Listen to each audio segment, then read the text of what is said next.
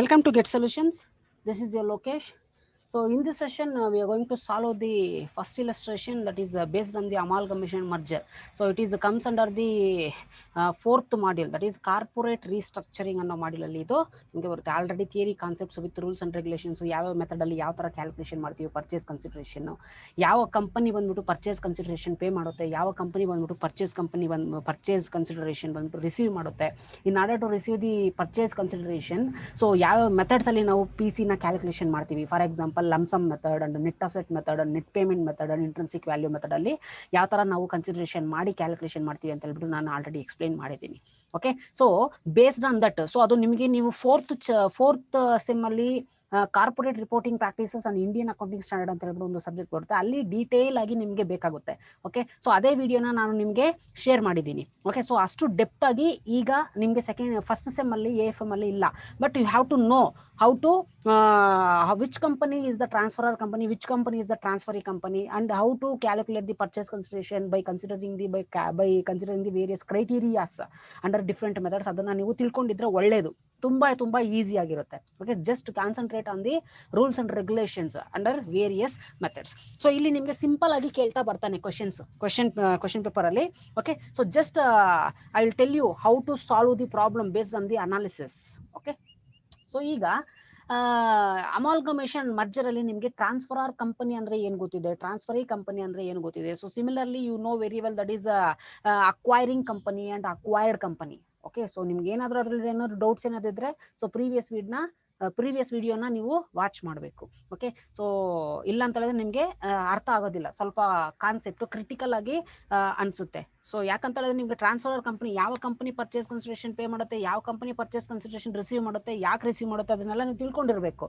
ಅದನ್ನ ತಿಳ್ಕೊಬೇಕಂತಂದ್ರೆ ಪ್ರೀವಿಯಸ್ ವಿಡಿಯೋಸ್ನ ನೋಡಿ ಮತ್ತೆ ಈ ವಿಡಿಯೋಸ್ಗೆ ಬನ್ನಿ. ಓಕೆ, ಸೊ ಇನ್ನು ಚಾನಲ್ಗೆ ಸಬ್ಸ್ಕ್ರೈಬ್ ಆಗಿಲ್ಲ ಅಂತ ಹೇಳಿದ್ರೆ so please subscribe to this channel so that you will get my latest videos on the subjects. Okay, so let's solve the problem. Okay, so format ನಾನು ಹಾಕಿ ಇಟ್ಕೊಂಡಿದ್ದೀನಿ, ಹೆಡ್ಡಿಂಗ್ಸ್ನ ಹಾಕಿಲ್ಲ. ಸೊ ಸ್ವಲ್ಪ ಮೆಥಡ್ಸ್ಗೆ ಬಿಕಾಸ್ ಈಗ ಫಾರ್ಮೆಟ್ನ ಹಾಕೊಂಡ್ರೆ ಸ್ವಲ್ಪ ಲೆಂತಿ ಆಗುತ್ತೆ, ತುಂಬ ವಿಡಿಯೋ ಅಷ್ಟು ಕ್ಲಿಯರ್ ಆಗಿ ಎಕ್ಸ್ಪ್ಲೈನ್ ಮಾಡೋದಕ್ಕಾಗೋದಿಲ್ಲ because it consumes more time to draw the formats and all. Okay, so I will tell you while entering the values I will tell you why this format is required ಅಂತ ಹೇಳ್ಬಿಟ್ಟು ನಾನು ಹೇಳ್ತಾ ಬರ್ತೀನಿ. So that you will get an idea. Okay, so ನಾವು just see the problem. So first explain ಮಾಡ್ತೀನಿ. So ಯಾವುದೇ ಸಬ್ಜೆಕ್ಟಲ್ಲಾದರೂ ಆಗಲಿ ಪ್ರಾಬ್ಲಮ್ ಕೊಟ್ಟಿದ್ದಾರೆ ಅಂತಂದ್ರೆ ಫಸ್ಟ್ ನಾವು ಓದಿ ಅರ್ಥ ಮಾಡ್ಕೋಬೇಕು. So it helps to solve. So 60% problem solve ಆದಂಗೆ ಕರೆಕ್ಟಾಗಿ ಪ್ರಾಬ್ಲಮ್ ಅರ್ಥ ಮಾಡ್ಕೊಂಡ್ರೆ. Okay, so similarly in this way you have to analyse the concept. So illustration 1 June 2009 section C ಗೆ ಕೇಳಿದ್ದಾರೆ. ಫೋರ್ತ್ ಮಾಡ್ಯೂಲ್ ಅಲ್ಲಿ ಕಾರ್ಪೊರೇಟ್ ರಿಸ್ಟ್ರಕ್ಚರಿಂಗ್ ಅನ್ನೋ ಮಾಡ್ಯೂಲ್ ಅಲ್ಲಿ ಕೇಳಿದ್ದಾರೆ. So it is based on the mergers and acquisition base ಮೇಲೆ ಕೇಳಿದ್ದಾರೆ. Okay, so just observe the concept here. I will read out the problem. Company X wishes to take over company Y. So carefully observe here. Company X wishes to take over company Y ಅಂತ ಹೇಳಿದ್ರೆ X company ಬಂದ್ಬಿಟ್ಟು Y ಕಂಪನಿನ take over ಮಾಡ್ತಿದೆ. So this is the target company. ಈ X company ಯಾವ್ದನ್ನ target ಮಾಡ್ತಾ ಇದೆ, ತಗೊಂಡೋಗೋದಕ್ಕೆ assets ನ ತಗೊಂಡೋಗೋದಕ್ಕೆ ವೈ ಕಂಪನಿನ ಟಾರ್ಗೆಟ್ ಮಾಡ್ತಾ ಇದೆ. So therefore it is called as target company ಅಂತ ಹೇಳ್ಬಿಟ್ಟು ನಾವು ಕರಿತೀವಿ. Okay, so this company X ಕಂಪನಿನ ನಾವು ಏನಂತ ಕರಿತೀವಿ, ಪರ್ಚೇಸಿಂಗ್ ಕಂಪನಿ ಅಂತ ಹೇಳ್ಬಿಟ್ಟು ನಾವು ಕರಿತೀವಿ. Okay, so this is the difference. So ಅದಕ್ಕೆ ಪ್ರಾಬ್ಲಮ್ನ ಮಾಡೋದಕ್ಕಿಂತ ಮುಂಚೆ ಫಸ್ಟ್ ಥಿಯರಿಟಿಕಲ್ ಆಗಿ ನಾವು ಪರ್ಫೆಕ್ಟ್ ಆಗಬೇಕು. ಓಕೆ, ಸೊ ಪ್ರಾಬ್ಲಮ್ ಬರುತ್ತೆ ಅಂತ ಮಾಡ್ಕೊಂಡು ಹೋಗೋದಲ್ವಾ. ಯಾವ ಕಂಪನಿ ಯಾವ ಒಂದು ಕಂಪನಿ ಬಂದ್ಬಿಟ್ಟು ಟ್ರಾನ್ಸ್ಫರರ್, ಯಾವ ಒಂದು ಕಂಪನಿ ಬಂದ್ಬಿಟ್ಟು ಟ್ರಾನ್ಸ್ಫರಿ ಕಂಪನಿ, ಯಾವುದು ಟಾರ್ಗೆಟ್ ಕಂಪನಿ, ಯಾವುದು ಪರ್ಚೇಸಿಂಗ್ ಕಂಪನಿ ಅಂತ ಹೇಳ್ಬಿಟ್ಟು ಅರ್ಥ ಮಾಡ್ಕೋಬೇಕು. ಯಾವ ಕಂಪನಿ ಪರ್ಚೇಸ್ ಕನ್ಸಿಡರೇಷನ್ ಕೊಡುತ್ತೆ, ಯಾಕೆ ಕೊಡುತ್ತೆ, ಯಾವ್ದ್ರ ಬೇಸ್ ಮೇಲೆ ಕೊಡುತ್ತೆ, ಯಾವ ಮೆಥಡಲ್ಲಿ ಕೊಡುತ್ತೆ ಅಂತ ಹೇಳ್ಬಿಟ್ಟು ಎಲ್ಲ ನಾವು ಅರ್ಥ ಮಾಡ್ಕೋಬೇಕಂದ್ರೆ ಫಸ್ಟ್ ಥಿಯರಿ ಕಾನ್ಸೆಪ್ಟ್ ನಮಗೆ ಅರ್ಥ ಆಗಬೇಕು. Okay, so that's why I am explaining. I was explained in previous sessions the various methods how to pay the purchase consideration by the transferee company to the transferor company ಅಂತ ಹೇಳ್ಬಿಟ್ಟು explain ಮಾಡಿದ್ದೀನಿ. Okay, so ಈ problem ಅಲ್ಲಿ company X wishes to take over the company Y in the sense, so company Y transferring assets to the assets and liabilities to the X company. So X company is receiving the assets and liabilities. So asset ನ receive ಮಾಡುತ್ತೆ, liabilities ಏನಾದ್ರು ಇದ್ರೆ payments ಮಾಡೋದು, ಅದು next ಬರುತ್ತೆ incorporation ಆದ್ಮೇಲೆ. Okay, so ಈಗ X company assets ನ ಅಥವಾ ಎಕ್ಸ್ ಕಂಪನಿ ಬಂದ್ಬಿಟ್ಟು ವೈ ಕಂಪನಿನ ತಗೊಂಡು ಹೋಗ್ತಿದೆ ಅಂತ ಹೇಳಿದ್ರೆ definitely this X company will be going to pay some consideration. So ಆ ಕನ್ಸಿಡರೇಷನ್ ನಾವು ಏನಂತ ಕರಿತೀವಿ, ದಟ್ ಈಸ್ ಪರ್ಚೇಸ್ ಕನ್ಸಿಡರೇಷನ್ ಅಂತ ಹೇಳ್ಬಿಟ್ಟು ನಾವು ಕರಿತೀವಿ, ರೈಟ್. ಸೊ ಈಗ ಈ ಪರ್ಚೇಸ್ ಕನ್ಸಿಡರೇಷನ್ ಯಾವ್ದಾದ್ರು ಮೆಥಡ್ ಅಲ್ಲೂ ಕೊಡಬಹುದು.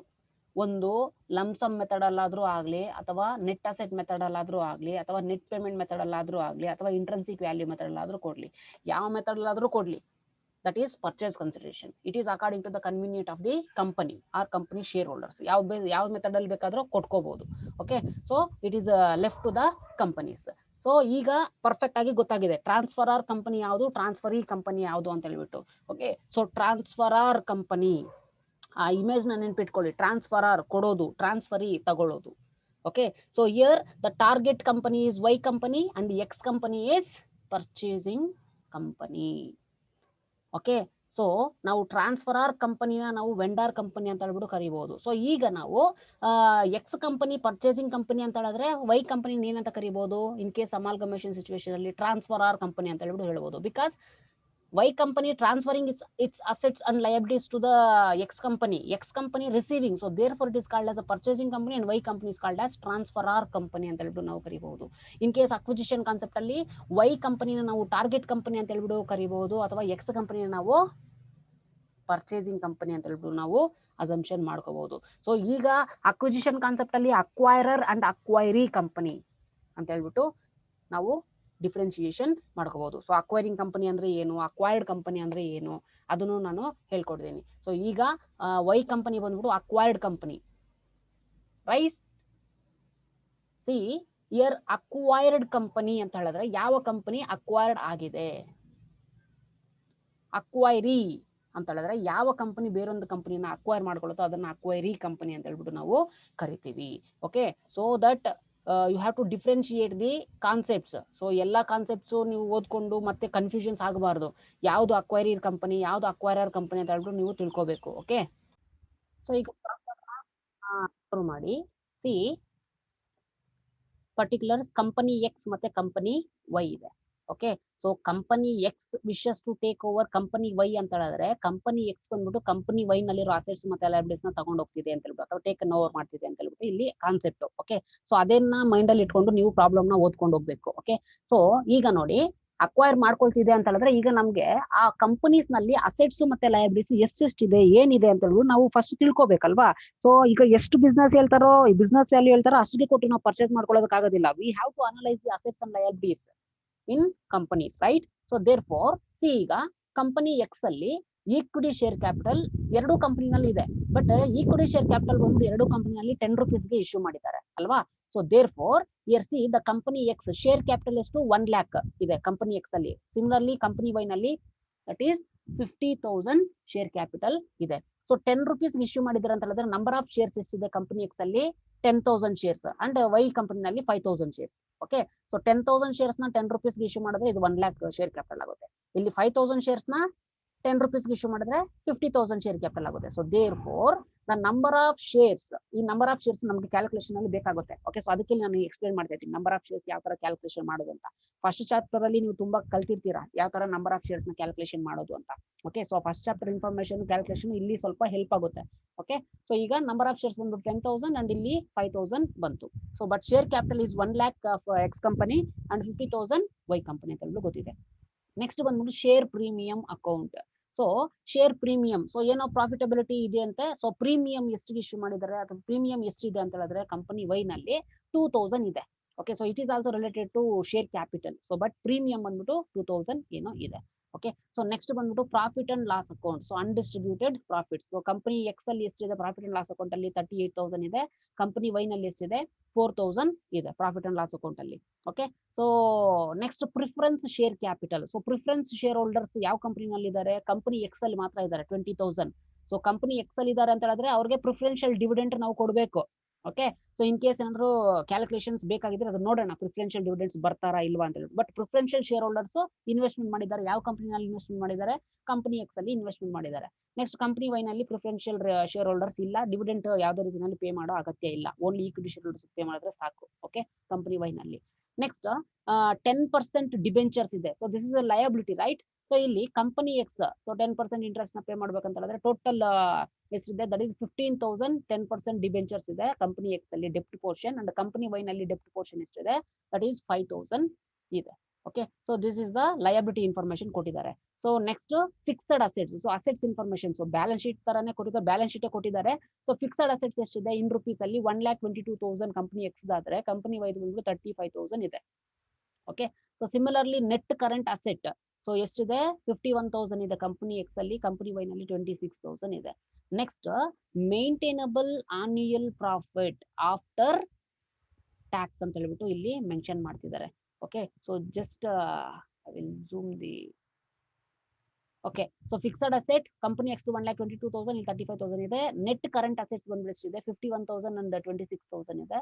So maintainable annual profit for equity share holders after tax. After tax equity share holders ಗೆ ಪೇ ಮಾಡ್ತಿದ್ವಿ ಅಂತಂದ್ರೆ this is nothing but annual profit after tax available to equity share holders. Okay, ಎಷ್ಟಿದೆ equity share holders ಗೆ after tax amount, that is a profit 24,000 ಇದೆ company X ಗೆ. Company X ಅಲ್ಲಿ 24,000 ಇಟ್ಕೊಂಡಿದ್ದಾರೆ equity share holders ಗೆ ಕೊಡೋದಕ್ಕೆ, company Y ನಲ್ಲಿ 15,000 ಇಟ್ಕೊಂಡಿದ್ದಾರೆ. Okay, so these are the earnings available to the equity share holders after tax ಅಂತ ಹೇಳ್ಬಿಟ್ಟು ನಾವು ಕನ್ಸಿಡರೇಷನ್ ಮಾಡ್ತೀವಿ. ಇನ್ ಕೇಸ್ ಏನಾದ್ರು ಬೇಕಾದ್ರೆ ನಾವು ಕನ್ಸಿಡರೇಷನ್ ಮಾಡೋಣ. ಓಕೆ, ಸೊ ಜಸ್ಟ್ ನೀವು ಪೆನ್ಸಿಲ್ ಅಲ್ಲಿ ಬರ್ಕೊಳ್ಳಿ ಶಾರ್ಟ್ ಫಾರ್ಮ್ಸ್, ಯಾಕಂತ ಶಾರ್ಟ್ ಫಾರ್ಮ್ಸ್ ಇಟ್ಕೊಂಡು ನೀವು ಫಸ್ಟ್ ಚಾಪ್ಟರ್ ಎಲ್ಲ EPS ಕ್ಯಾಲ್ಕುಲೇಷನ್ ಮಾಡೋದಾಗ್ಲಿ, earnings available to equity share holders ಅದನ್ನ ಮೆನ್ಷನ್ ಮಾಡೋದಾಗ್ಲಿ ಅಥವಾ ಕ್ಯಾಲ್ಕುಲೇಷನ್ ಮಾಡೋದಾಗ್ಲಿ ತಗೊಂಡಿರ್ತೀರ. ಅದಕ್ಕೆ ಶಾರ್ಟ್ ಫಾರ್ಮ್ಸ್ ಬೇಕಾದ್ರೆ ನೀವು ಯೂಸ್ ಮಾಡ್ಕೋಬಹುದು. ಸೊ ನಾನು ಪ್ರಾಬ್ಲಮ್ ಎಕ್ಸ್ಪ್ಲೈನ್ ಮಾಡ್ತಾ ಇದ್ದೀನಿ ಏನೇನು ಇಲ್ಲ ಇದೆ ಅಂತ ಹೇಳ್ಬಿಟ್ಟು. Next market price per equity share. Company X market price per equity share ಎಷ್ಟಿದೆ ಅಂದ್ರೆ 24 rupees ಸೆಲ್ ಮಾಡ್ತಿದ್ದಾರೆ. ಓಕೆ, ಕಂಪನಿ ವೈ ನಲ್ಲಿ 27 rupees ಸೋಲ್ಡ್ ಔಟ್ ಮಾಡ್ತಿದ್ದಾರೆ. ಸೊ ಅದೇ ರೀತಿ ಪ್ರೈಸ್ ಅರ್ನಿಂಗ್ ರೇಷಿಯೋ ಎಷ್ಟಿದೆ ಒಂದು ಶೇರ್ಗೆ, ದಟ್ ಈಸ್ 10. ನೆಕ್ಸ್ಟ್ ಇಲ್ಲಿ 9 ಅಂತ ಇದೆ. Okay, so 10% and 9%. So this is the price earning ratio. So ಏನ್ ಕೇಳಿದ್ದಾರೆ ಅವರು ಕ್ಯಾಲ್ಕುಲೇಷನ್ ಮಾಡೋದಕ್ಕೆ, see what offer do you think company X could make to company Y? So very important concept ಇಲ್ಲಿ ಅರ್ಥ ಮಾಡ್ಕೋಬೇಕಾಗಿರೋದು. ಯಾವ ಒಂದು ಆಫರ್ ಕಂಪನಿ ಎಕ್ಸ್, ಈಗ company Y ನಿಂದ ಅಸೆಟ್ಸ್ ಮತ್ತೆ ಲಯಬಿಲಿಟೀಸ್ ಏನಾಗಿದೆ ಅದನ್ನ ತಗೊಂಡು ಹೋಗ್ತಾ ಇದೆ ಅಂತ ಹೇಳಿದ್ರೆ ಕಂಪನಿ ಎಕ್ಸ್ ಬಂದ್ಬಿಟ್ಟು ಪರ್ಚೇಸ್ ಕನ್ಸಿಡರೇಷನ್ ಸ್ವಲ್ಪ ಅಮೌಂಟ್ ಕೊಡಬೇಕು, ಸುಮ್ಮನೆ ಕೊಡೋದಿಲ್ಲ ವೈ ಕಂಪನಿಯಲ್ಲಿ, ರೈಟ್. ಸೊ ಆ ಕಂಪನಿಯಲ್ಲಿ ಶೇರ್ ಹೋಲ್ಡರ್ಸ್ ಏನಿದೆ ಅದನ್ನ ಸೆಟಲ್ಮೆಂಟ್ ಮಾಡಿ ಅಸೆಟ್ಸ್ ಮತ್ತೆ ಲಯಬಿಲಿಟೀಸ್ ತಗೊಂಡು ಹೋಗ್ಬೇಕು ಅಲ್ವಾ. ಸೊ ಈಗ ಆಗ ತಗೊಂಡು ಹೋಗ್ಬೇಕಂತ ಹೇಳಿದ್ರೆ ಪರ್ಚೇಸ್ ಕನ್ಸಿಡರೇಷನ್ ಯಾವ್ದೋ ಒಂದು ಮೆಥಡ್ ಅಲ್ಲಿ ಪೇ ಮಾಡಬೇಕು ಕಂಪನಿ ಎಕ್ಸ್. ಸೊ ಈಗ ಇಲ್ಲಿ ಏನ್ ಕೇಳ್ತಿದ್ದೇನೆ ಅಂತ ಹೇಳಿದ್ರೆ ಯಾವ ಮೆಥಡ್ ಅಲ್ಲಿ ಯಾವ ಒಂದು ಆಫರ್ ಬಂದ್ಬಿಟ್ಟು ಕಂಪನಿ ಎಕ್ಸ್ ಗೆ ಬೆನಿಫಿಟ್ ಆಗುತ್ತೆ ಆ ಮೆಥಡ್ ನ ನೀವು ಕ್ಯಾಲ್ಕುಲೇಷನ್ ಮಾಡಿ ಅಂತ ಹೇಳ್ಬಿಟ್ಟು ಕೇಳ್ತಿದ್ದಾರೆ. See what offer do you think the company X could make to company Y? ಯಾವ ಆಫರ್ ಬೇಸ್ ಮೇಲೆ ಕಂಪನಿ ಎಕ್ಸ್ ಬಂದ್ಬಿಟ್ಟು ಕಂಪನಿ ವೈಗೆ ಪರ್ಚೇಸ್ ಕನ್ಸಿಡರೇಷನ್ ಕೊಡಬೇಕು in terms of exchange ratio. ಯಾವ್ದ್ರ ಬೇಸ್ ಮೇಲೆ ನಾವು ಡಿಸಿಷನ್ ತಗೋಬೇಕಂತ ಹೇಳಿದ್ರೆ ಎಕ್ಸ್ಚೇಂಜ್ ರೇಷಿಯೋ ಬೇಸ್ ಮೇಲೆ ಡಿಸಿಷನ್ ತಗೋಬೇಕಂತೆ.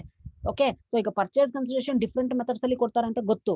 ಆ ಡಿಫ್ರೆಂಟ್ ಮೆಥಡ್ಸ್ ಅಲ್ಲಿ ಕೊಟ್ರೇನು ನಾವು ಎಕ್ಸ್ಚೇಂಜ್ ರೇಷಿಯೋ ಬೇಸ್ ಮೇಲೆ ಡಿಸಿಷನ್ ತಗೋಬೇಕು. ಯಾಕಂತ ಹೇಳಿದ್ರೆ ಇಲ್ಲಿ in terms of exchange ratio ಅಂತ ಕೊಟ್ಟಿರೋದ್ರಿಂದ ನಾವು ಎಕ್ಸ್ಚೇಂಜ್ ರೇಷಿಯೋ ಎಲ್ಲ ಮೆಥಡ್ ಅಲ್ಲೂ ಕ್ಯಾಲ್ಕುಲೇಷನ್ ಮಾಡ್ಕೋಬೇಕು. ಸೊ ಇಲ್ಲೇ ಕೊಟ್ಟಿದ್ದಾರೆ ನೋಡಿ ಯಾವ ಮೆಥಡ್ ಅಲ್ಲಿ ಕ್ಯಾಲ್ಕುಲೇಷನ್ ಮಾಡ್ಕೋಬೇಕಂತ.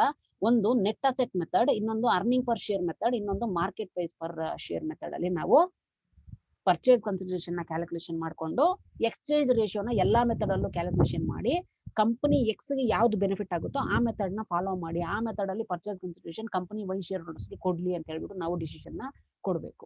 That's it. ಸೊ ಇಲ್ಲೇ ಕೇಳ್ತಿದ್ದಾನೆ which method would you prefer from company X point of view. So company X ಅಂತ ನೀವೇನಾದ್ರೂ ಅಸಂಪ್ಷನ್ ಮಾಡ್ಕೊಂಡ್ರೆ ಯಾವ ಮೆಥಡ್ ಅಲ್ಲಿ ಪರ್ಚೇಸ್ ಕನ್ಸಿಡರೇಷನ್ ನೀವು ವೈ ಕಂಪನಿಗೆ ಪೇ ಮಾಡ್ತೀರಾ ಅನ್ನೋದನ್ನ ನೀವು ಅನಾಲಿಸಿಸ್ ಮಾಡಿ ಹೇಳಿ ಅಂತ ಹೇಳ್ಬಿಟ್ಟು ಹೇಳ್ತಿದ್ದಾರೆ. ಓಕೆ, ಸೊ ಪ್ರಾಬ್ಲಮ್ ಕ್ಲಿಯರ್ ಆಗಿ ಅರ್ಥ ಆಗಿದೆ ಅಂತ ಹೇಳ್ಬಿಟ್ಟು ಅನ್ಕೊಂಡಿದ್ದೀನಿ. ಜಸ್ಟ್ ಅದೇ ಬೇಸ್ ಮೇಲೆ ನಾವು ಇಲ್ಲಿ ಪ್ರಾಬ್ಲಮ್ ನ ಮಾಡ್ತಾ ಹೋಗ್ತೀವಿ. ಸೊ ಪ್ರಾಬ್ಲಮ್ ನ ಅರ್ಥ ಮಾಡ್ಕೊಂಡ್ರೆ ತುಂಬಾ ಈಸಿ.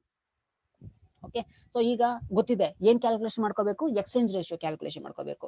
ಯಾವ್ದ್ರ ಬೇಸ್ ಮೇಲೆ ಕ್ಯಾಲ್ಕುಲೇಷನ್ ಮಾಡ್ಕೋಬೇಕು ಪರ್ಚೇಸ್ ಕನ್ಸಿಡರೇಷನ್ ಮೆಥಡ್ಸ್ ಅಲ್ಲಿ ಒಂದು ನೆಟ್ ಅಸೆಟ್ ಮೆಥಡ್, ಇನ್ನೊಂದು ಅರ್ನಿಂಗ್ ಪರ್ ಶೇರ್ ಮೆಥಡ್, ಇನ್ನೊಂದು market price per share method. ಇದರಲ್ಲಿ ಕ್ಯಾಲ್ಕುಲೇಷನ್ ಮಾಡಿದ್ದಾದ್ಮೇಲೆ ನೆಕ್ಸ್ಟ್ ಏನ್ ಕ್ಯಾಲ್ಕುಲೇಷನ್ ಮಾಡ್ಕೋಬೇಕು, ಎಕ್ಸ್ಚೇಂಜ್ ರೇಷಿಯೋನ ಕ್ಯಾಲ್ಕುಲೇಷನ್ ಮಾಡ್ಕೊಳ್ಳೇಬೇಕು ಎಲ್ಲಾ ಮೆಥಡ್ ಅಲ್ಲೂ. Because we are going to take the necessary decision, we are going to recommend the company or the company X based on the exchange ratio base ಮೇಲೆ ನಾವು decision ನ ತಗೋಬೇಕು. ಆ ಎಕ್ಸ್ಚೇಂಜ್ ರೇಷಿಯೋ ಏನು, ಆ ಎಕ್ಸ್ಚೇಂಜ್ ರೇಷಿಯೋ ಅಂದ್ರೆ ಏನು, ಯಾಕೆ ನಾವು ಯಾವ ತರ ಕ್ಯಾಲ್ಕುಲೇಷನ್ ಮಾಡೋದು ಅಂತ ಹೇಳ್ಬಿಟ್ಟು ನಾನು ನೆಕ್ಸ್ಟ್ ಕಾನ್ಸೆಪ್ಟ್ಸ್ ಅಲ್ಲಿ ಹೇಳ್ತಾ ಬರ್ತೀನಿ ಯಾವ ತರ ಕ್ಯಾಲ್ಕುಲೇಷನ್ ಮಾಡೋದು ಅಂತ. ಸೊ ಜಸ್ಟ್ ಈಗ ಫಸ್ಟ್ ಒನ್ ಏನು, that is net asset value method. Okay, so already ನೀವು ನೆಟ್ ಅಸೆಟ್ ವ್ಯಾಲ್ಯೂ ಮೆಥಡ್ ಅಲ್ಲಿ ನಿಮ್ಗೆ ಏನಾದರೂ ಡೌಟ್ಸ್ ಇದ್ರೆ ಪ್ರೀವಿಯಸ್ ವಿಡಿಯೋಸ್ ನೋಡಿ ನೆಟ್ ಅಸೆಟ್ ವ್ಯಾಲ್ಯೂ ಮೆಥಡ್ ಅಲ್ಲಿ ಯಾವ ತರ ಕ್ಯಾಲ್ಕುಲೇಷನ್ ಮಾಡೋದು ಅಂತ ಹೇಳ್ಬಿಟ್ಟು ಹೇಳಿದ್ದೀನಿ. ಓಕೆ, ಸೊ ಫಸ್ಟ್ ಹೆಡ್ಡಿಂಗ್ ಏನ್ ತಗೊಳ್ತೀರಾ, computation of net asset value ಅಂತ ಹೇಳ್ಬಿಟ್ಟು ತಗೊಳ್ತೀರಾ. So you know very well how to compute the net asset value, ಯಾವ ತರ ಕ್ಯಾಲ್ಕುಲೇಷನ್ ಮಾಡೋದು ಅಂತ ಹೇಳಿದ್ರೆ, so first we have to take all individual assets ನ ನಾವು ತಗೋಬೇಕು. ಸೊ ಎಲ್ಲಾ ಇಂಡಿವಿಜುವಲ್ ಅಸೆಟ್ಸ್ ನ ತಗೊಂಡಿದ್ದಾದ್ಮೇಲೆ ನಾವು ಏನ್ ಡಿಡಕ್ಟ್ ಮಾಡ್ಕೋಬೇಕು ಅಂತ ಹೇಳಿದ್ರೆ, that is we have to deduct all individual liabilities or all individual liabilities ನ ನಾವು ಡಿಡಕ್ಟ್ ಮಾಡ್ಕೋಬೇಕು. Okay, so this is the actual format. So this is the actual formula to compute the net worth. ಇದನ್ನ net worth ಅಂತಾನು ನಾವು ಕರೀಬಹುದು, explain ಮಾಡುವಾಗ ಹೇಳಿದ್ದೀನಿ. Or it is called as purchase consideration ಅಂತ ಹೇಳ್ಬಿಟ್ಟು ನಾವು ಕರಿತೀವಿ. In case pure merger and acquisition problems ಅಲ್ಲಿ ಪರ್ಚೇಸ್ ಕನ್ಸಿಡರೇಷನ್ ಅಂತ ಹೇಳ್ಬಿಟ್ಟು ನಾವು ಕರಿತೀವಿ. Or it is called as net asset value ಅಂತ ಹೇಳ್ಬಿಟ್ಟು ನಾವು ಕರಿತೀವಿ. So this is the actual formula to compute the net asset value or net worth ಅಂತ ಹೇಳ್ಬಿಟ್ಟು ನಾವು ಕರಿತೀವಿ. ಈಗ method, first method net asset value method ಅಲ್ಲಿ ನಾವು ಎಕ್ಸ್ಚೇಂಜ್ ರೇಷಿಯೋನ ಕ್ಯಾಲ್ಕುಲೇಷನ್ ಮಾಡ್ಕೋಬೇಕು. ಸೊ ಎಕ್ಸ್ಚೇಂಜ್ ರೇಷಿಯೋನ ಕ್ಯಾಲ್ಕುಲೇಷನ್ ಮಾಡೋದಕ್ಕೆ ಈ ಮೆಥಡ್ ಅಲ್ಲಿ ನಾವು ಈಗ ಈ ಫಾರ್ಮುಲಾನ ಅಪ್ಲೈ ಮಾಡ್ಕೋಬೇಕು. ಈ ಫಾರ್ಮುಲಾನ ಅಪ್ಲೈ ಮಾಡ್ಕೋಬೇಕಂತಂದ್ರೆ ಎಲ್ಲಾ ಇಂಡಿವಿಜುವಲ್ ಅಸೆಟ್ಸ್ ಏನೇನಿದೆ ಈ ಬ್ಯಾಲೆನ್ಸ್ ಶೀಟ್ ಅಲ್ಲಿ ಅದನ್ನ ತಗೊಂಡು ಲಯಬಿಲಿಟೀಸ್ ಏನಾದ್ರು ಇದ್ರೆ ಅದನ್ನ ಡಿಡಕ್ಟ್ ಮಾಡಿದ್ರೆ ನಮಗೆ ನೆಟ್ ಅಸೆಟ್ ವ್ಯಾಲ್ಯೂ ಬರುತ್ತೆ. ಇದ್ರ ಬೇಸ್ ಮೇಲೆ ಯಾವ ತರ ಶೇರ್ ಎಕ್ಸ್ಚೇಂಜ್ ವ್ಯಾಲ್ಯೂನ ಕ್ಯಾಲ್ಕುಲೇಷನ್ ಮಾಡೋದು ಅಂತ ಹೇಳ್ಬಿಟ್ಟು ಈಗ ನೋಡೋಣ. ಓಕೆ, ಸೊ ಹೆಡ್ಡಿಂಗ್ ಬಂದ್ಬಿಟ್ಟು ನಾನು ಏನ್ ತಗೊಳ್ತಿದ್ದೀನಿ ಇಲ್ಲಿ, ಪರ್ಟಿಕ್ಯುಲರ್ಸ್ ಅಂತ ಹೇಳ್ಬಿಟ್ಟು ತಗೊಳ್ತೀನಿ. So this is a common heading. So ಈಗ ಕಂಪನಿ ಎಕ್ಸ್ ಇದೆ, ಅದೇ ತರ ಕಂಪನಿ ವೈ ಇದೆ. ಓಕೆ, ಸೊ ಫಾರ್ಮೆಟ್ ಅಲ್ಲಿ ಏನು ಡೌಟ್ ಇಲ್ಲ ಯಾಕೆ ತಗೊಂಡಿದ್ದೀನಿ ಅಂತ. ಸೊ ಈಗ ಫಸ್ಟ್ ಬಂದ್ಬಿಟ್ಟು ಏನ್ ತಗೊಳ್ಳೋಣ ಅಂತ ಹೇಳಿದ್ರೆ, ದಟ್ ಈಸ್ ಎ ಏನು ಅಂದ್ರೆ ಆಲ್ ಇಂಡಿವಿಜುವಲ್ ಅಸೆಟ್ಸ್ ನ ತಗೊಳ್ಳೋಣ. First all individual assets. So ಯಾವ್ಯಾವ್ದಿದೆ ಇಂಡಿವಿಜುವಲ್ ಅಸೆಟ್ಸ್ ನೋಡಿ, ಬ್ಯಾಲೆನ್ಸ್ ಶೀಟ್ ಅಲ್ಲಿ ಫಸ್ಟ್ ಲಯಬಿಲಿಟಿ ಕೊಟ್ಟಿದ್ದಾನೆ ಮತ್ತೆ ಅಸೆಟ್ಸ್ ಕೊಟ್ಟಿದ್ದಾನೆ. ಸೊ ಇಂಡಿವಿಜುವಲ್ ಲಯಬಿಲಿಟೀಸ್ ಯಾವ್ದಾದ್ರು ನೋಡಿ, ದಟ್ ಈಸ್ ಫಿಕ್ಸ್ಡ್ ಅಸೆಟ್ಸ್. ಈ ರೂಲ್ಸ್ ಹೇಳಿದ್ದೀನಿ. ಓಕೆ, ರೂಲ್ಸ್ ಅದಕ್ಕೆ ನಾನು ಎಕ್ಸ್ಪ್ಲೇನ್ ಮಾಡಿದ್ದೀನಿ, ಯಾವ್ದನ್ನ ತಗೋಬೇಕು ಯಾವ್ದನ್ನ ತಗೋಬಾರ್ದು ಅಂತ. ಓಕೆ, ಅದರಲ್ಲಿ ಏನೋ ಡೌಟ್ ಇದ್ರೆ ನೀವು ಬೇಕಾದ್ರೆ ರೂಲ್ಸ್ ರೆಗ್ಯುಲೇಷನ್ ಮತ್ತೊಂದ್ಸರಿ ನೋಡಿ. ಓಕೆ, ಸೊ ಈಗ ಇಂಡಿವಿಜುವಲ್ ಅಸೆಟ್ಸ್ ಅಂತ ಹೇಳಿದ್ರೆ ಇಲ್ಲಿ ಅಸೆಟ್ಸ್ ಯಾವ್ದು, ಫಸ್ಟ್ ಫಿಕ್ಸ್ಡ್ ಅಸೆಟ್ಸ್ ಇದೆ. ಅದು ಯಾವ್ದು ಗೊತ್ತಿಲ್ಲ, ಬಿಲ್ಡಿಂಗ್ ಇರ್ಬೋದು, ಮಿಷನರಿ ಇರ್ಬೋದು, ಫರ್ನಿಚರ್ ಇರ್ಬೋದು, ಯಾವುದೋ ಒಂದು ಫಿಕ್ಸ್ಡ್ ಅಸೆಟ್ ಕೊಟ್ಟಿದ್ದಾನ, just you take down, that's it. Okay, so first ಏನಿದೆ, ದಟ್ ಈಸ್ ಫಿಕ್ಸ್ಡ್ ಅಸೆಟ್ಸ್ ಇದೆ. Okay, so fixed assets company X ಅಲ್ಲಿ ಫಿಕ್ಸ್ಡ್ ಅಸೆಟ್ ಎಷ್ಟಿದೆ, ದಟ್ ಈಸ್ 1,22,000 1,22,000 ಇದೆ. ಸೊ ಅದೇ ತರ ಕಂಪನಿ ವೈ ನಲ್ಲಿ ಎಷ್ಟಿದೆ, ದಟ್ ಈಸ್ 35,000 ಇದೆ, 35,000. ಸೊ ಈಗ ಫಿಕ್ಸ್ಡ್ ಅಸೆಟ್ ತಗೊಂಡಿದ್ದು ಆಯ್ತು. ಸೊ ನೆಕ್ಸ್ಟ್ ಏನು, that is net current assets ಅಲ್ವಾ. So let's take down net current assets.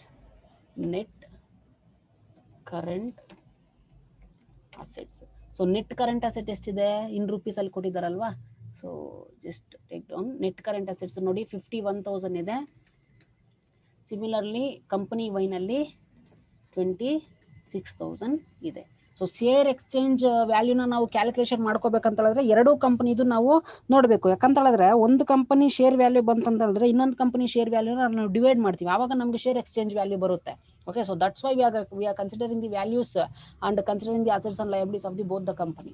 Okay, so ಈಗ fixed assets 1,22,000 ಆಯ್ತು. Next current assets 51,000 and 26,000 mention ಮಾಡ್ಕೊಂಡಿದ್ದೀವಿ. Okay, so these are the total assets. ಈಗ ನಮ್ಗೆ ಏನ್ ಸಿಕ್ಕಿದೆ, ಟೋಟಲ್ ಅಸೆಟ್ಸ್ ಎಷ್ಟು ಅಂತ ಹೇಳ್ಬಿಟ್ಟು ನಮಗೆ ಸಿಕ್ಕಿದೆ. Okay, so just I am going to mention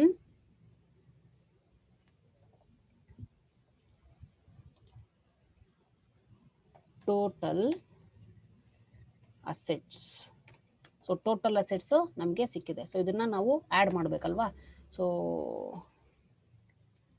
is equal to 1,22,000 plus 51,000. So total 1,73,000 total assets. So ಅದೇ ತರ 35,000 plus 26,000 you will get 61,000 is the total assets ಈಗ ನಮಗೆ ಸಿಕ್ಕಿದೆ. Okay, so next all individual assets ಆದ್ಮೇಲೆ next formula ಏನಿದೆ, that is less liability ಅಲ್ವಾ. So ಈಗ ನಾವು ಬಿ ಅಂತ ತಗೊಂಡು ಆಲ್ ಇಂಡಿವಿಜುವಲ್ ಲಯಬಿಲಿಟಿ ಅಂತ ಹೇಳ್ಬಿಟ್ಟು ನಾವು ತಗೊಳ್ಳೋಣ, ಅಥವಾ ಲಯಬಿಲಿಟೀಸ್ ಅಂತ ಹೇಳ್ಬಿಟ್ಟು ನಾವು ತಗೊಳ್ಳೋಣ. ಸೊ ಯಾವ್ದಾವ್ದಿದೆ ಲಯಬಿಲಿಟೀಸ್ ನೋಡಿ, equity share holders. So it is related to equity shares, okay, ಅಥವಾ ಈಕ್ವಿಟಿ ಶೇರ್ ಹೋಲ್ಡರ್ಸ್ ಅಂತ ಹೇಳ್ಬಿಟ್ಟು ನಾವು ಕರಿತೀವಿ. ಸೊ ಶೇರ್ ಪ್ರೀಮಿಯಂ ಅಕೌಂಟು ಬರೋದಿಲ್ಲ ಲಯಬಿಲಿಟೀಸ್ ನಲ್ಲಿ. ಓಕೆ, ರೂಲ್ಸ್ ಅದಕ್ಕೆ ನೀವು ಕರೆಕ್ಟ್ ಆಗಿ ನೀವು ಓದಿ ಅರ್ಥ ಮಾಡ್ಕೋಬೇಕು, ಯಾವ್ದನ್ನ ತಗೋಬೇಕು ಯಾವ್ದನ್ನ ತಗೋಬಾರ್ದು ಅಂತ. Next profit and loss account ಅನ್ಡಿಸ್ಟ್ರಿಬ್ಯೂಟೆಡ್ profits, ಅದನ್ನ ನಾವು ಪಾರ್ಟ್ನರ್ಸ್ಗೆ ಏನಾದ್ರು ಇದ್ರೆ ಡಿಸ್ಟ್ರಿಬ್ಯೂಟ್ ಮಾಡ್ತೀವಿ, ಇದು ಲಯಬಿಲಿಟೀಸ್ ಅಂತ ಹೇಳ್ಬಿಟ್ಟು ನಾವು ಕನ್ಸಿಡರೇಷನ್ ಮಾಡೋದಿಲ್ಲ. Next preference shares. So preference share holders are the, so ಅವ್ರಿಗೆ ಡಿವಿಡೆಂಟ್ ಮುಖಾಂತರ ನಾವು ಪೇ ಮಾಡ್ಬೇಕಾಗಿರೋದ್ರಿಂದ ಇದು ಅದು ಕಂಪನಿಗೆ ಹೊಣೆಗಾರಿಕೆ, ಲಯಬಿಲಿಟಿ ಅಂತ ಹೇಳ್ಬಿಟ್ಟು ನಾವು ಇದನ್ನ ಕನ್ಸಿಡರೇಷನ್ ಮಾಡ್ತೀವಿ. ಸೊ ದೇರ್ ಫೋರ್ ಈಗ ಪ್ರಿಫರೆನ್ಸ್ ಶೇರ್ಸ್ ಅಥವಾ ಪ್ರಿಫರೆನ್ಸ್ ಶೇರ್ ಡಿವಿಡೆಂಟ್ ಅಂತ ಹೇಳ್ಬಿಟ್ಟು ಕನ್ಸಿಡರ್ ಮಾಡಬಹುದು. Okay, dividend preference share dividend ಎಷ್ಟಿದೆ, ದಟ್ ಈಸ್ ಕಂಪನಿ ಎಕ್ಸ್ ಅಲ್ಲಿ ಮಾತ್ರ ಇದೆ. Okay, so 20,000. So company Y ನಲ್ಲಿ ಯಾವುದೇ ರೀತಿಯಲ್ಲಿ ಪ್ರಿಫರೆನ್ಸ್ ಡಿವಿಡೆಂಟ್ ಪೇ ಮಾಡೋ ನೆಸೆಸರಿ ಇಲ್ಲ. Next 10% debenture. So we are going to pay the interest, right. So ಈಗ 10% debenture is also a liability. Okay, so ಈಗ 15,000 and 5,000 ಓಕೆ ಡಿಬೆಂಚರ್ ನ pay ಮಾಡ್ತಾ ಇದೀವಿ. ಸೊ ಈಗ ನಮಗೆ ಏನ್ ಬರುತ್ತೆ, ಟೋಟಲ್ ಲಯಬಿಲಿಟಿ ನಮಗೆ ಬರುತ್ತೆ. Okay, so just total liability. So total liability ನಮಗೆ ಬರುತ್ತೆ. ಸೊ ಈಗ ಇವೆರಡನ್ನು ಆ್ಯಡ್ ಮಾಡಬೇಕು. 20,000 ಪ್ಲಸ್ 15,000 ಆ್ಯಡ್ ಮಾಡಿದ್ರೆ 35,000 ಬರುತ್ತೆ. ಇಸ್ ಈಕ್ವಲ್ ಟು ಟೋಟಲ್ 5,000 ಮಾತ್ರನೇ ಇರುತ್ತೆ ಇದರಲ್ಲಿ. ಓಕೆ, ಸೊ ಪ್ರಿಫರೆನ್ಸ್ ಡಿವಿಡೆಂಟ್ ಇಲ್ಲ ಕಂಪನಿ ವೈನಲ್ಲಿ, ಮತ್ತೆ 10% ಡಿಬೆಂಚರ್ಸ್ ಮಾತ್ರ ಇದೆ, that is considered as A liability. So ಆಗ 5,000 ನಮಗೆ ಬರುತ್ತೆ. ಈಗ ಏನು ಮಾಡಬೇಕು, ನೆಟ್ವರ್ತ್ ಅಥವಾ ನೆಟ್ ಅಸೆಟ್ ನಮಗೆ ಬೇಕು ಅಂತ ಹೇಳಿದ್ರೆ, that is we have to deduct the individual liabilities from the individual assets. So ಈಗ ನಾವು ನೆಟ್ವರ್ತನ ನಾವು ಕ್ಯಾಲ್ಕುಲೇಷನ್ ಮಾಡೋಣ. Okay, so net worth or net asset ವ್ಯಾಲ್ಯೂನ ನಾವು ಕ್ಯಾಲ್ಕುಲೇಷನ್ ಮಾಡೋಣ. ಯಾವ ಥರ ಕ್ಯಾಲ್ಕುಲೇಷನ್ ಮಾಡೋದು, that is A minus B. So already ನಾವು ಎ ಅಂತ ಹೇಳಿದ್ರೆ ಇಂಡಿವಿಜುವಲ್ ಲಯಬಿಲಿಟಿ ಅಲ್ವಾ. ಸೊ ಬಿ ಅಂತ ಹೇಳಿದ್ರೆ ಇಂಡಿವಿಜುವಲ್ ಎ ಅಂತ ಹೇಳಿದ್ರೆ ಇಂಡಿವಿಜುವಲ್ ಅಸೆಟ್ಸ್, ಬಿ ಅಂತ ಹೇಳಿದ್ರೆ ಇಂಡಿವಿಜುವಲ್ ಲಯಬಿಲಿಟೀಸ್ ಅಲ್ವಾ. So A minus B. So A ಇದನ್ನ ಎ ಅಂತ ಕನ್ಸಿಡರ್ ಮಾಡ್ತೀವಿ, ಇದನ್ನ ಬಿ ವ್ಯಾಲ್ಯೂ ಅಂತ ಹೇಳ್ಬಿಟ್ಟು ಕನ್ಸಿಡರ್ ಮಾಡಿದ್ರೆ, ಸೊ ಇದರಿಂದ ಇದನ್ನ ಮೈನಸ್ ಮಾಡಿದ್ರೆ ನಮಗೆ ಟೋಟಲ್ ನೆಟ್ವರ್ತ್ ನಮಗೆ ಬರುತ್ತೆ 1,73,000 ಮೈನಸ್ 35,000 ಮಾಡಿದ್ರೆ ನಮಗೆ 1,38,000 is the net asset value or net worth of company X ಅಂತ ಹೇಳ್ಬಿಟ್ಟು ನಮಗೆ ಬರುತ್ತೆ. ಸೊ ಸಿಮಿಲರ್ ಆಗಿ 61,000 ಮೈನಸ್ ಇಂಡಿವಿಜುವಲ್ ಲಯಬಿಲಿಟಿ 5,000 ಮಾಡಿದ್ರೆ ನಮಗೆ 56,000 is the total net worth available for the company Y ಅಂತ ಹೇಳ್ಬಿಟ್ಟು ನಮಗೆ ಸಿಗುತ್ತೆ. ಓಕೆ, ಸೊ ಈಗ ನಾವು ನೆಟ್ ಅಸೆಟ್ ಮೆಥಡ್ ಅಲ್ಲಿ ಪರ್ಚೇಸ್ ಕನ್ಸಿಡರೇಷನ್ ಅಥವಾ ನೆಟ್ವರ್ತ್ ಅಥವಾ ನೆಟ್ ಅಸೆಟ್ ವ್ಯಾಲ್ಯೂನ ನಾವು ಕನ್ಸಿಡರೇಷನ್ ಅಥವಾ ಕ್ಯಾಲ್ಕುಲೇಷನ್ ಮಾಡಿದ್ದೀವಿ. ಸೊ ಈಗ ನಾವು ಶೇರ್ ಎಕ್ಸ್ಚೇಂಜ್ ಅಥವಾ ಎಕ್ಸ್ಚೇಂಜ್ ರೇಷಿಯೋನ ನಾವು ಕ್ಯಾಲ್ಕುಲೇಷನ್ ಮಾಡ್ಕೋಬೇಕಂತ ಹೇಳಿದ್ರೆ ಪರ್ ಶೇರ್ ವ್ಯಾಲ್ಯೂ ಎಷ್ಟು ಅಂತ ಹೇಳ್ಬಿಟ್ಟು ನಾವು ಕ್ಯಾಲ್ಕುಲೇಷನ್ ಮಾಡಬೇಕು. Okay, so per share value ಎಷ್ಟು ಅಂತ ನಾವು ಕ್ಯಾಲ್ಕುಲೇಷನ್ ಮಾಡಬೇಕು ಅಂತ ಹೇಳಿದ್ರೆ, ಸೊ ಆಲ್ರೆಡಿ ನಾನು ಎಕ್ಸ್ಪ್ಲೇನ್ ಮಾಡೋ ಬಗ್ಗೆ ಹೇಳಿದ್ದೀನಿ. ಈಕ್ವಿಟಿ ಶೇರ್ ಕ್ಯಾಪಿಟಲ್ 10 ರೂಪೀಸ್ಗೆ ಇಶ್ಯೂ ಮಾಡ್ತಿದ್ರು ಅಂತ ಹೇಳಿದ್ರೆ ಕಂಪನಿ ಎಕ್ಸ್ ಅಲ್ಲಿ ನಂಬರ್ ಆಫ್ ಶೇರ್ಸ್ ಎಷ್ಟಿದೆ, 1 lakh ಇದೆ. 1 lakh ಡಿವೈಡೆಡ್ 10 ಅಂತ ಹೇಳಿದ್ರೆ 10,000 ಶೇರ್ಸ್ ಇದೆ. ಕಂಪನಿ ವೈನಲ್ಲಿ 50,000 ಶೇರ್ ಕ್ಯಾಪಿಟಲ್ ಡಿವೈಡೆಡ್ ಬೈ 10 ಅಂತ ಹೇಳಿದ್ರೆ 5,000 ಶೇರ್ಸ್ ಇದೆ. ಓಕೆ, ಸೊ ಇದನ್ನ ಡಿವೈಡ್ ಮಾಡಿದ್ರೆ ನಮಗೆ ಪರ್ ಶೇರ್ ವ್ಯಾಲ್ಯೂ ಸಿಗುತ್ತೆ. ಓಕೆ, ಸೊ ಇಲ್ಲಿ ನೋಡಿ, ಈಗ ನಾವು ಶೇರ್ ಎಕ್ಸ್ಚೇಂಜ್ ವ್ಯಾಲ್ಯೂನ ಕ್ಯಾಲ್ಕುಲೇಷನ್ ಮಾಡ್ಕೋಬೇಕು. ಸೊ ಅದಕ್ಕೆ ನಮಗೆ per share value that is net worth per share value ಅಥವಾ ನೆಟ್ವರ್ತ್ ಪರ್ ಶೇರ್ ಅಂತ ಹೇಳ್ಬಿಟ್ಟು ನಾವು ಕ್ಯಾಲ್ಕುಲೇಷನ್ ಮಾಡ್ಕೋಬಹುದು. ಯಾವ ತರ ಕ್ಯಾಲ್ಕುಲೇಷನ್ ಮಾಡೋದು? That is 1,38,000. ಜನರಲ್ ಆಗಿ ನಾವು ಯಾವ ತರ ಕ್ಯಾಲ್ಕುಲೇಷನ್ ಮಾಡ್ತೀವಿ ಅದೇ ತರ. ಫಾರ್ ಎಕ್ಸಾಂಪಲ್ ಈಗ EPS ಕ್ಯಾಲ್ಕುಲೇಷನ್ ಮಾಡ್ಕೋಬೇಕಂತ ಹೇಳಿದ್ರೆ earnings available to equity share holders divided by number of shares. So ಇಲ್ಲೂ ಅಷ್ಟೇ ನೆಟ್ವರ್ತ್ ಬೇಸ್ ಮೇಲೆ ಪರ್ ಶೇರ್ ವ್ಯಾಲ್ಯೂ ಕ್ಯಾಲ್ಕುಲೇಷನ್ ಮಾಡ್ಕೋಬೇಕಂತ ಹೇಳಿದ್ರೆ ನೆಟ್ವರ್ತ್ ಎಷ್ಟಿದೆ 1,38,000 divided by number of shares of company X ಅಲ್ಲಿ ಎಷ್ಟಿದೆ 1 lakh divided by 10 rupees issue ಮಾಡಿದ್ರೆ ಅಂತ ಹೇಳಿದ್ರೆ 10,000 is the number of shares. ನಾನು ಇದನ್ನ ನೆಕ್ಸ್ಟ್ ಒಂದು ಟೇಬಲ್ ಅಲ್ಲಿ ಹಾಕಿ ತೋರಿಸ್ತೀನಿ. Okay, so number of shares ಯಾವ ತರ ಕ್ಯಾಲ್ಕುಲೇಷನ್ ಮಾಡ್ಕೊಂಡಿದೀವಿ ಅಂತ ಹೇಳ್ಬಿಟ್ಟು. Okay, don't get confusion with this number of shares. So ಈಗ ಡಿವೈಡೆಡ್ ಮಾಡಿದ್ರೆ ನಮಗೆ ಒಂದು ಶೇರ್ಗೆ ಕಂಪನಿ ಎಕ್ಸ್ ವ್ಯಾಲ್ಯೂ ಎಷ್ಟಿದೆ ಅಂತ ಹೇಳಿದ್ರೆ ದಟ್ ಈಸ್ 13.8 rupees ಅಂತ ಹೇಳ್ಬಿಟ್ಟು ನಮಗೆ ಸಿಗುತ್ತೆ. ಸೊ ಅದೇ ತರ company Y net worth per share value ಎಷ್ಟಿದೆ 56,000 ಡಿವೈಡೆಡ್ ಬೈ 5,000 ಅಲ್ವಾ? ಬಿಕಾಸ್ 5,000 ನಂಬರ್ ಆಫ್ ಶೇರ್ಸ್ ಇದೆ ಅಷ್ಟೇ ಕಂಪನಿ ವೈನಲ್ಲಿ. ಸೊ 11.2 ಅಂತ ಹೇಳ್ಬಿಟ್ಟು ನಮಗೆ ಬರುತ್ತೆ. ಸೊ ಈಗ ಎಲ್ಲ ಮೆಥಡಲ್ಲೂ ನಾವು ಶೇರ್ ಎಕ್ಸ್ಚೇಂಜ್ ಅಥವಾ ಶೇರ್ ಎಕ್ಸ್ಚೇಂಜ್ ರೇಷಿಯೋನ ನಾವು ಕ್ಯಾಲ್ಕುಲೇಷನ್ ಮಾಡಬೇಕು. ಓಕೆ, ಸೊ ಈಗ ನೆಟ್ ಅಸೆಟ್ ಮೆಥಡ್ ಅಲ್ಲಿ net worth per share value calculation ಮಾಡಿದಾಗಿದೆ. ಸೊ ಈಗ ನಾವು ಶೇರ್ ಎಕ್ಸ್ಚೇಂಜ್ ರೇಷಿಯೋನ ನಾವು ಕ್ಯಾಲ್ಕುಲೇಷನ್ ಮಾಡ್ಕೋಬೇಕು. ಏನಿದು ಶೇರ್ ಎಕ್ಸ್ಚೇಂಜ್ ರೇಷಿಯೋ ಅಂತ ಹೇಳಿದ್ರೆ, ಈಗ ಕಂಪನಿ ಎಕ್ಸ್ ಬಂದ್ಬಿಟ್ಟು ಪರ್ಚೇಸ್ ಕನ್ಸಿಡರೇಷನ್ ಪೇ ಮಾಡಬೇಕಾಗಿರುತ್ತೆ. Okay, so equity share holders company ವೈನಲ್ಲಿ ಈಕ್ವಿಟಿ ಶೇರ್ ಹೋಲ್ಡರ್ಸ್ ಇರ್ತಾರೆ. ಈಕ್ವಿಟಿ ಶೇರ್ಸ್ ಎಷ್ಟಿದೆ ಅದ್ರ ಬೇಸ್ ಮೇಲೆ ಬಂದ್ಬಿಟ್ಟು ಆ ಕಂಪನಿನಲ್ಲಿ ಈಕ್ವಿಟಿ ಶೇರ್ ಹೋಲ್ಡರ್ಸ್ಗೆ ಅಮೌಂಟ್ ನ ಕೊಡಬೇಕಾಗುತ್ತೆ. ಓಕೆ, ಸೊ ಈ ಶೇರ್ ಎಕ್ಸ್ಚೇಂಜ್ ರೇಷಿಯೋ ಯಾವ್ದ್ರ ಬೇಸ್ ಮೇಲೆ ಎಕ್ಸ್ಚೇಂಜ್ ಮಾಡ್ತಾರೆ ಅಂತ ಹೇಳಿದ್ರೆ, ಸೊ ಈಗ ಕಂಪನಿ ವೈನ ಕಂಪನಿ ಎಕ್ಸ್ ಅಕ್ವೈರ್ ಮಾಡ್ಕೊಳ್ತಾ ಇದೆ ಅಥವಾ ಟೇಕನ್ ಓವರ್ ಮಾಡ್ತಾ ಇದೆ ಅಸೆಟ್ಸ್ ಅಂಡ್ ಲಯಬಿಲಿಟೀಸ್. ಅದಕ್ಕೆ ಅಸೆಟ್ಸ್ ವ್ಯಾಲ್ಯೂ ಬೇಸ್ ಮೇಲೆ ಅಥವಾ ಈಕ್ವಿಟಿ ಶೇರ್ ವ್ಯಾಲ್ಯೂಸ್ ಬೇಸ್ ಮೇಲೆ ಕಂಪನಿ ವೈ ಬಂದ್ಬಿಟ್ಟು ಪರ್ಚೇಸ್ ಕನ್ಸಿಡರೇಷನ್ ಡಿಸ್ಚಾರ್ಜ್ ಮಾಡಬೇಕು. ಓಕೆ, ಈಕ್ವಿಟಿ ಶೇರ್ ಹೋಲ್ಡರ್ಸ್ಗೆ ಪ್ರಿಫರೆನ್ಸ್ ಶೇರ್ ಹೋಲ್ಡರ್ಸ್ಗೆ in the form of cash or debentures ಯಾವ್ದ್ರಲ್ಲಾದ್ರೂ ಕೊಟ್ಕೊಳ್ಳಿ. ಓಕೆ, ಸೊ ಈಗ ಆ ಕಂಪನಿ ಎಕ್ಸ್ ಬಂದ್ಬಿಟ್ಟು ಪರ್ಚೇಸ್ ಕನ್ಸಿಡರೇಷನ್ ಕಂಪನಿ ವೈನಲ್ಲಿರೋ ಶೇರ್ ಹೋಲ್ಡರ್ಸ್ಗೆ ಇಶ್ಯೂ ಮಾಡಬೇಕು ಅಂತ ಏನಾದರೂ ಇದ್ರೆ ಕಂಪನಿ ವೈ ಶೇರ್ಸ್ಗೆ ಎಷ್ಟು ಅಮೌಂಟ್ ಅಷ್ಟು ಕಂಪನಿ ಎಕ್ಸ್ ಬಂದ್ಬಿಟ್ಟು ಇಶ್ಯೂ ಮಾಡಬೇಕು ಅಂತ ಹೇಳ್ಬಿಟ್ಟು ನಾವು ಎಕ್ಸ್ಚೇಂಜ್ ರೇಷಿಯೋನ ಕ್ಯಾಲ್ಕುಲೇಷನ್ ಮಾಡ್ಕೋಬೇಕು. ಈಗ ಕಂಪನಿ ವೈನಲ್ಲಿ ಬಂದ್ಬಿಟ್ಟು ಎಷ್ಟು ಶೇರ್ಸ್ ಇದೆ 5,000 ಶೇರ್ಸ್ ಇದೆ. ಓಕೆ, ಸೊ 5,000 ಶೇರ್ಸ್ ಅಂತ ಹೇಳಿದ್ರೆ ಅದಕ್ಕೊಂದು ರೇಟ್ ಬೇಕು. ಈಗ 5,000 ಶೇರ್ಸ್ ಇದೆ ಅಂತ ಹೇಳಿದ್ರೆ ಕಂಪನಿ ವೈ ಇಂದ ಏನಾದ್ರು ಅಸೆಟ್ಸ್ ಏನಾದ್ರು ಕಂಪನಿ ಎಕ್ಸ್ ತಗೊಂಡೋದ್ರೆ 5,000 ಶೇರ್ಸ್ ಸುಮ್ಮನೆ ಕೊಡೋದಿಲ್ಲ. ಅದಕ್ಕೆ ಯಾವುದೋ ಒಂದು ರೇಟ್ ನ ಫಿಕ್ಸ್ ಮಾಡಿರ್ತಾರಲ್ವಾ. ಸೊ ಆ ರೇಟ್ ನ ನಾವು ಶೇರ್ ಎಕ್ಸ್ಚೇಂಜ್ ರೇಷಿಯೋ ಅಂತ ಹೇಳ್ಬಿಟ್ಟು ನಾವು ಕರಿತೀವಿ. ಸೊ 5,000 ಶೇರ್ಸ್ಗೆ ಅಮೌಂಟ್ ಕೊಡ್ಬೇಕು ಅಂತ ಕಂಪನಿ ವೈನಲ್ಲಿರೋ ಶೇರ್ ಹೋಲ್ಡರ್ಸ್ಗೆ ಕಂಪನಿ ಎಕ್ಸ್ ಇಂದ ಸೊ 1 ರೂಪಿನೋ 2 ರೂಪೀಸೋ ಅದು ಫಿಕ್ಸ್ ಆಗುತ್ತೆ. ಆ ರೇಟ್ ನ ನಾವು ಕ್ಯಾಲ್ಕುಲೇಷನ್ ಮಾಡೋದಕ್ಕೆ ಅದನ್ನ ನಾವು ಶೇರ್ ಎಕ್ಸ್ಚೇಂಜ್ ರೇಷಿಯೋ ಅಂತ ಹೇಳ್ಬಿಟ್ಟು ನಾವು ಕರಿತೀವಿ. ಸೊ ಜನರಲ್ ಆಗಿ ನಿಮಗೆ ಶೇರ್ ಎಕ್ಸ್ಚೇಂಜ್ ರೇಷಿಯೋ ನಿಮಗೆ ಮೀನಿಂಗ್ ಬೇಕು ಅಂತ ಹೇಳಿದ್ರೆ the share exchange ratio the exchange ratio is calculates how many shares of an acquiring company need to issue for each shares of an investor own in a target company. So ಏನ್ explain ಮಾಡಿದ್ನೋ ಅದೇ target ಕಂಪನಿನಲ್ಲಿ equity share ಹೋಲ್ಡರ್ಸ್ಗೆ ಎಷ್ಟು number of shares ಎಷ್ಟಿಗೆ issue ಮಾಡಬೇಕು ಅನ್ನೋದನ್ನ ಹೇಳೋದಕ್ಕೆ ನಾವು share exchange ರೇಷಿಯೋನ ನಾವು calculation ಮಾಡ್ತೀವಿ. ಸೊ ಯಾವ ತರ ಕ್ಯಾಲ್ಕುಲೇಷನ್ ಮಾಡೋದು ಅಂತ ಹೇಳಿದ್ರೆ ಸಿಂಪಲ್. ಸೊ ಫಸ್ಟ್ ಬಂದ್ಬಿಟ್ಟು ನಿಮ್ಗೆ ಫಾರ್ಮುಲಾ ತೋರಿಸೋದಕ್ಕಿಂತ ನಾನು ಯಾವ ತರ ಕ್ಯಾಲ್ಕುಲೇಷನ್ ಮಾಡೋದು ಅಂತ ಹೇಳ್ಬಿಟ್ಟು ಹೇಳ್ತೀನಿ. ಈಗ ಶೇರ್ ಎಕ್ಸ್ಚೇಂಜ್ ರೇಷಿಯೋ ಕ್ಯಾಲ್ಕುಲೇಷನ್ ಮಾಡೋದಕ್ಕೆ ಫಸ್ಟ್ ಬಂದ್ಬಿಟ್ಟು ನಿಮಗೆ ಟ್ರಾನ್ಸ್ಫರಿ ಕಂಪನಿ ಯಾವುದು ಟ್ರಾನ್ಸ್ಫರರ್ ಕಂಪನಿ ಯಾವುದು ಅಂತ ಹೇಳ್ಬಿಟ್ಟು ಗೊತ್ತಾಗಬೇಕು. ಸೊ ಯಾವ ಒಂದು ಕಂಪನಿ ನಿಮ್ಗೆ ಟಾರ್ಗೆಟ್ ಕಂಪನಿ ಯಾವುದು ಅಂತ ಗೊತ್ತಾದ್ರೆ ಸಾಕು, ಈಸಿಯಾಗಿ ಕ್ಯಾಲ್ಕುಲೇಷನ್ ಮಾಡ್ಕೋಬಹುದು. ಯಾಕಂತ ಹೇಳಿದ್ರೆ ಟಾರ್ಗೆಟ್ ಕಂಪನಿ ವ್ಯಾಲ್ಯೂನ ನಾವು ಫಸ್ಟ್ ಹಾಕೊಳ್ತೀವಿ, ನೆಕ್ಸ್ಟ್ ಇನ್ನೊಂದು ಕಂಪನಿ ಇದ್ರೆ ಡಿವೈಡೆಡ್ ಬೈ ನೆಕ್ಸ್ಟ್ ಹಾಕೊಳ್ತೀವಿ. ಸೊ ಈಗ ಕಂಪನಿ ಎಕ್ಸ್ ಮತ್ತೆ ಕಂಪನಿ ವೈ ಇದೆ, ಇದರಲ್ಲಿ ಟಾರ್ಗೆಟ್ ಕಂಪನಿ ಯಾವುದು ಕಂಪನಿ ವೈ. ಯಾಕಂತ ಹೇಳಿದ್ರೆ ಕಂಪನಿ ಎಕ್ಸ್ ಬಂದ್ಬಿಟ್ಟು ಕಂಪನಿ ವೈ ನ ಟಾರ್ಗೆಟ್ ಮಾಡಿದೆ ಅಲ್ವಾ. So therefore here the share exchange value is calculated based on the ಈಗ ಟಾರ್ಗೆಟ್ ಕಂಪನಿ ವೈ ಅಲ್ವಾ. ಸೊ ವೈ ಕಂಪನಿದು ನೆಟ್ವರ್ತ್ ಪರ್ ಶೇರ್ ವ್ಯಾಲ್ಯೂ ಎಷ್ಟಿದೆ 11.2 ಇದೆ. So the share exchange ratio is calculated based on the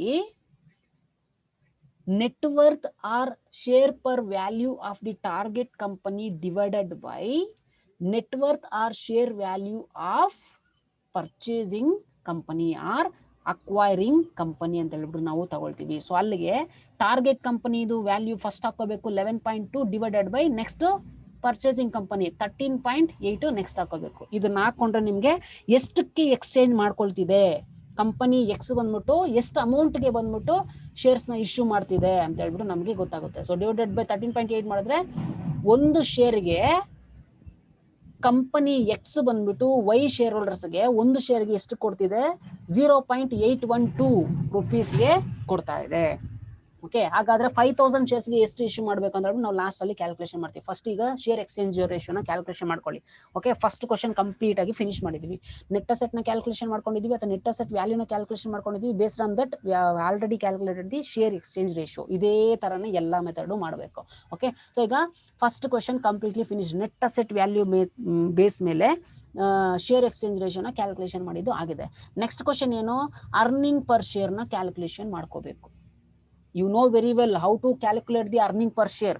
so first chapter ಅಲ್ಲಿ maximum 15 problems ಏನೋ ಮಾಡಿಸಿದ್ದೀನಿ. Okay, so earning per share ನ ಯಾವ ತರ ಕ್ಯಾಲ್ಕುಲೇಷನ್ ಮಾಡೋದು ಅಂತ ಹೇಳ್ಬಿಟ್ಟು ನಿಮಗೆ ಈಸಿಯಾಗಿ ಗೊತ್ತಿದೆ. So earning per share calculation ಮಾಡ್ಕೋಬೇಕಂದ್ರೆ ನಿಮಗೆ earnings available to equity share holders divided by number of shares ಬೇಕು. So therefore you have to calculate the first earnings available to equity share holders. Okay, so ಈಗ computation of earning per share. So second method ಅದೇ ಅಲ್ವಾ. So earning per share calculation ಮಾಡ್ಕೊಂಡಿದ್ದಾದ್ಮೇಲೆ exchange ರೇಷಿಯೋನ calculation ಮಾಡ್ಕೋಬೇಕು. Because we are going to analyse which method is best for the company X point of view ಅಂತ ಹೇಳ್ಬಿಟ್ಟು. Okay, so ಯಾವ ತರ ಅಂತ ಹೇಳ್ಬಿಟ್ಟು ನೋಡೋಣ. You know right, computation of earning per share general ಆಗಿ ಯಾವ ತರ ನಾವು ಕ್ಯಾಲ್ಕುಲೇಷನ್ ಮಾಡ್ತೀವಿ ಅರ್ನಿಂಗ್ ಪರ್ ಶೇರ್ ನ ಅಂತ ಹೇಳಿದ್ರೆ, ಸೊ ಈಸ್ ಈಕ್ವಲ್ ಟು ಯಾವ ತರ ಕ್ಯಾಲ್ಕುಲೇಷನ್ ಮಾಡ್ತೀರಾ earning per share, earnings. Okay, earnings available to equity share holders divided by number of shares base ಮೇಲೆ ನೀವು ಕ್ಯಾಲ್ಕುಲೇಷನ್ ಮಾಡ್ತೀರಾ. So this is the actual formula to compute the EPS, right. So ಈಗ EPS ನ calculation ಮಾಡ್ಕೋಬೇಕಂತಂದ್ರೆ ನಮಗೆ first earnings available to equity share holders ಬೇಕು. ಇಲ್ಲೆಲ್ಲಾದ್ರೂ ಕೊಟ್ಟಿದಾರ ಪ್ರಾಬ್ಲಮ್ ಅಲ್ಲಿ earnings available to equity share holders ನೋಡಿ. Fixed assets, net current assets, maintainable annual profit after tax for equity share holders. Okay, so ಇಲ್ಲಿ ನೋಡಿ, first ನಾನು maintainable annual profit after tax for equity share holders. So ಇದನ್ನ ನಾವು general ಆಗಿ ಯಾವ ತರ ಬರ್ಕೋಬಹುದು ಅಂತ ಹೇಳಿದ್ರೆ ನೋಡಿ, annual profit after tax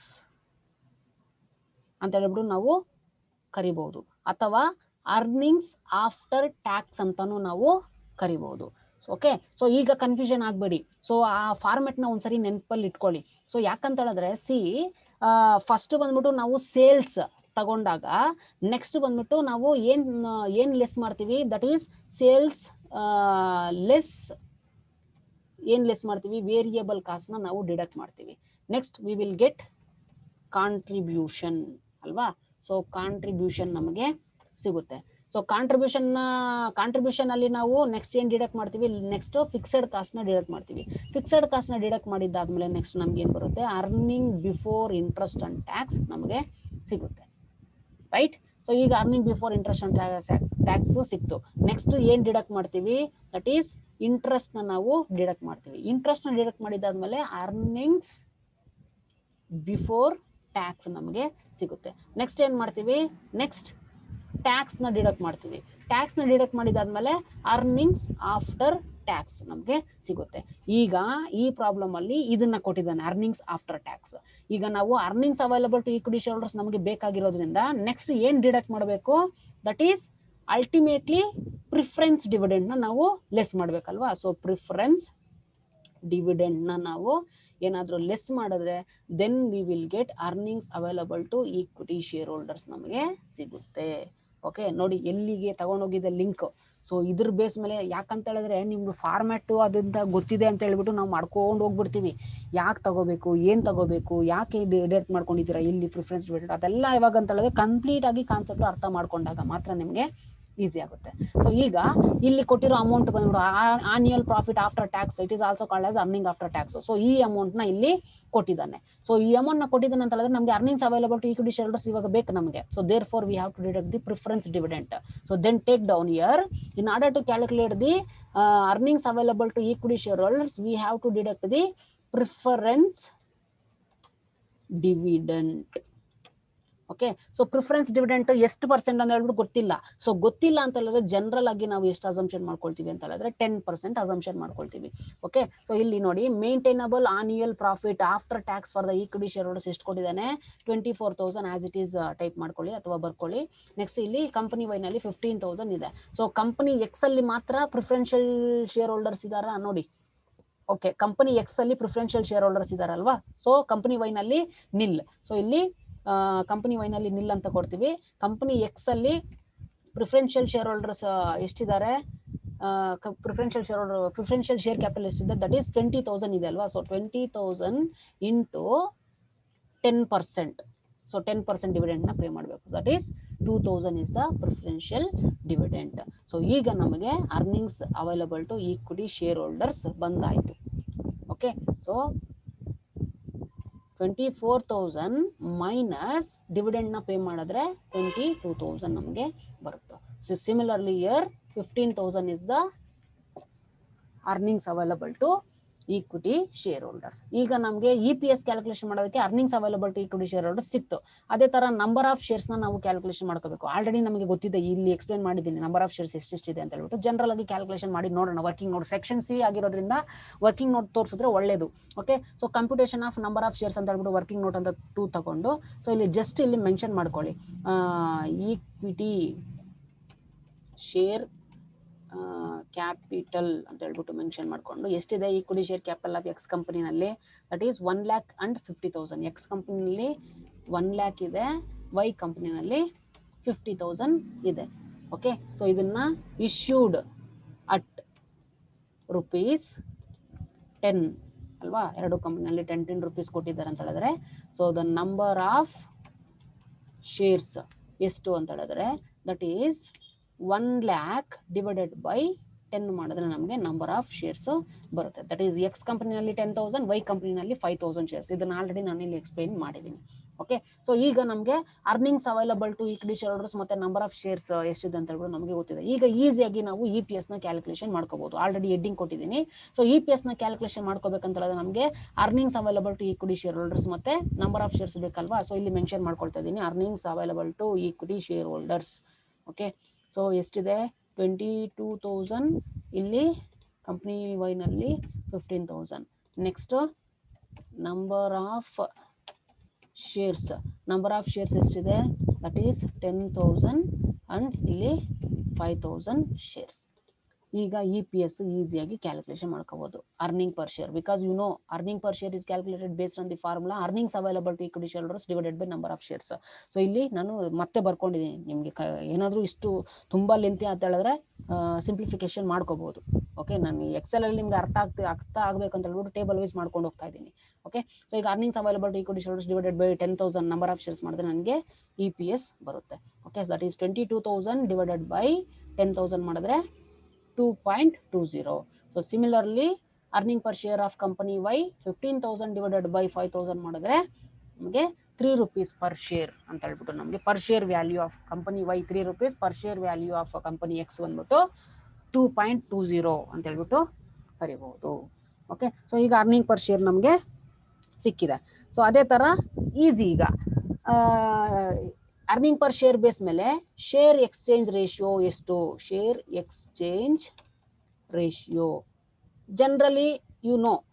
okay, target ಕಂಪನಿದು ಶೇರ್ ವ್ಯಾಲ್ಯೂ ಎಷ್ಟಿದೆ, 3 rupees ಇದೆ, ಡಿವೈಡೆಡ್ ಬೈ ಪರ್ಚೇಸಿಂಗ್ ಕಂಪನಿದು ಅಕ್ವೈರಿಂಗ್ ಕಂಪನಿದು ಶೇರ್ ವ್ಯಾಲ್ಯೂ ಎಷ್ಟಿದೆ 2.2 ಹಾಕೊಂಡ್ರೆ ನಮಗೆ ಶೇರ್ ಎಕ್ಸ್ಚೇಂಜ್ ವ್ಯಾಲ್ಯೂ ಬರುತ್ತೆ 1.364 ಅಷ್ಟೇ. ಶೇರ್ ಎಕ್ಸ್ಚೇಂಜ್ ರೇಷಿಯೋ ತುಂಬಾ ಕಷ್ಟ ಏನೂ ಇಲ್ಲ, ಈಸಿಯಾಗಿ ಅರ್ಥ ಮಾಡ್ಕೊಳ್ಳಿ.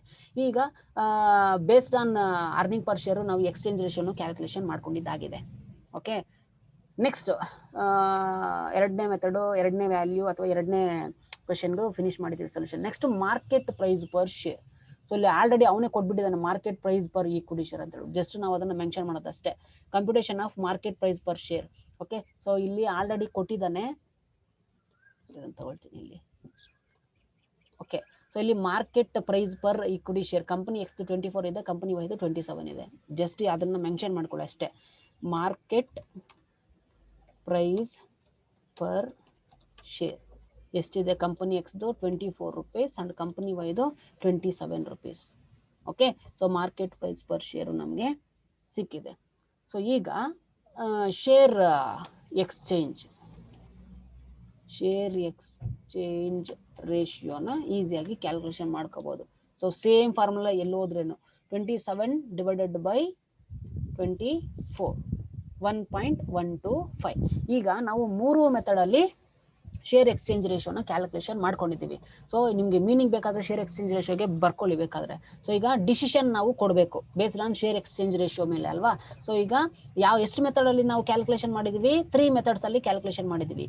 ಯಾವ್ದು ಫಸ್ಟ್ ಮೆಥಡ್ ಯಾವುದು, ನೆಟ್ ಅಸೆಟ್ ಮೆಥಡ್ ಅಲ್ವಾ. ಸೊ ನೆಟ್ ಅಸೆಟ್ ಮೆಥಡ್ ಅಲ್ಲಿ ನಾವು ಕ್ಯಾಲ್ಕುಲೇಷನ್ ಮಾಡಿದ್ವಿ. ನೆಕ್ಸ್ಟ್ ಬಂದ್ಬಿಟ್ಟು ಯಾವ method, that is earnings per share, earning per share method. Okay, so third method ಯಾವುದು, ದಟ್ ಈಸ್ ಮಾರ್ಕೆಟ್